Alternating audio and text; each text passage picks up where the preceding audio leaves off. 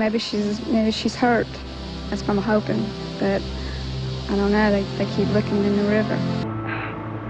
But not knowing is the worst feeling in the world you can have. I don't want to go through the rest of my life not knowing. She didn't deserve what she got. She deserves justice. Through 23 years of interviews, questions, and even a nervous breakdown, Deborah Freeman still searches for justice for her daughter. She was lovable. She had a brother, and if you done something to him, you better have watched out because she was coming for you, you know. Angela Freeman was an independent 17-year-old who Deborah says always put family first. Even after finding out she was expecting a child with her ex-boyfriend, she was determined to keep the baby and begin a family of her own.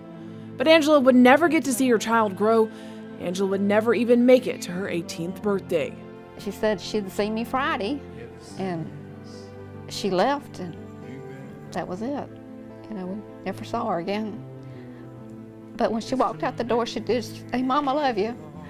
Perry County authorities say Angela was last seen at the Pizza Hut in Petal on September 10th, 1993. Witnesses say she was arguing with her former boyfriend in the parking lot around 1 a.m. That same morning, only hours later, Angela's 1984 Honda Accord hatchback was found abandoned at the old bridge over Leaf River. Angela's mother, Deborah, spotted a puddle of liquid beside the car. Police told her it was only transmission fluid.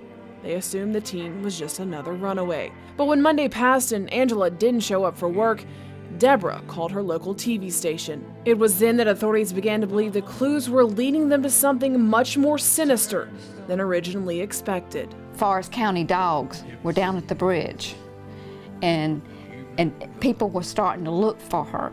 And that puddle that was so fresh Friday that everybody had parked in over the night, and the dogs went straight to it.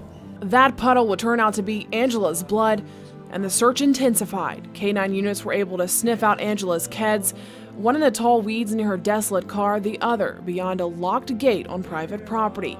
But after multiple searches through Leaf River, Angela's body never turned up, leaving an entire family without closure. My late husband, which was her papa, she loved him to death, and he passed away in '96.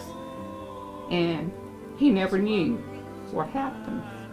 And at my age, I would just like to find out before my time. Closure may be on its way. Even after 23 years, investigator Captain Rusty Keys has never given up on this case. They know who they are, and they know what they've done.